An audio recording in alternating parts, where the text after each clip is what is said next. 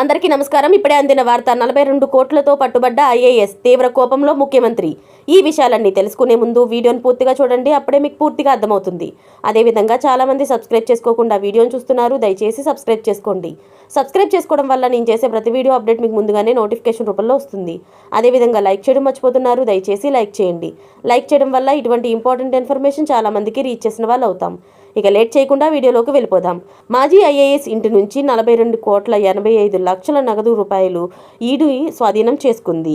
అయితే బీఎస్పీ ప్రభుత్వంలో తన ప్రభావాన్ని నెలకొల్పిన మాజీ ఐఏఎస్ అధికారి మొహిదర్ సింగ్ కమలం ప్రాజెక్టుకు నిర్వాహకులతో కుమ్మక్కయ్యారని ఈడీ రైడ్లో సంచలన పత్రాల ద్వారా కూడా స్పష్టమైంది. అందరూ దీనికోసమే కోట్లాది రూపాయలు ఖర్చు చేశారు. చండీగఢ్లోని అతని ఇంట్లో లభించిన పత్రాలు మొహిదర్ సింగ్తో పాటు చాలామంది వ్యక్తులను బహిర్గతం చేస్తాయని కూడా ఈడీ వర్గాలు తెలిపాయి.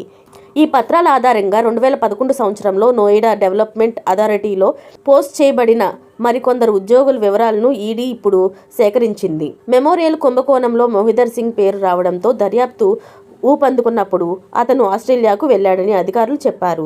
దాదాపు 2 ఏళ్ల తర్వాత అక్కడి నుంచి తిరిగొచ్చారు. ఈడీ వర్గాల సమాచారం ప్రకారం మొహిదర్ సింగ్ సంబంధించి అనేక ప్రదేశాలు వెల్లడయ్యాయి. మొహిదర్కు సన్నిహితుడైన ఆదిత్య ఇంట్లో కూడా 5 కోట్లు విలువైన వజ్రాలు లభించాయని అధికారులు తెలిపారు. చండీగఢ్లోని మొహిదర్ సింగ్, మీరట్లోని ఆదిత్య ఇంట్లో దొరికిన వజ్రాలు ఎక్కడికి తీసుకువెళ్లారనే దానిపై అస్పష్టత సమాధానం లభించలేదని ఈడీ వర్గాలు తెలిపాయి. మొహిదర్ సింగ్కు చెందిన 2 ఇంటి పనివాళ్లను కూడా ఈడీ విచారించింది. ఈ కేసులో 2 రోజుల పాటు మీరట్, గోవా, చండీగఢ్, ఢిల్లీలో ఈడీ దాడులు నిర్వహించింది. ఈడీ రైడ్ తర్వాత మొహిదర్ సింగ్ కష్టాలు పెరుగుతూ వచ్చాయి. ఇప్పుడు మెమోరియల్ కుంభకోణంపై దర్యాప్తు చేస్తున్న విజిలెన్స్ కూడా ఆయనకు విచారణకు నోటీసులు ఇవ్వబోతుంది.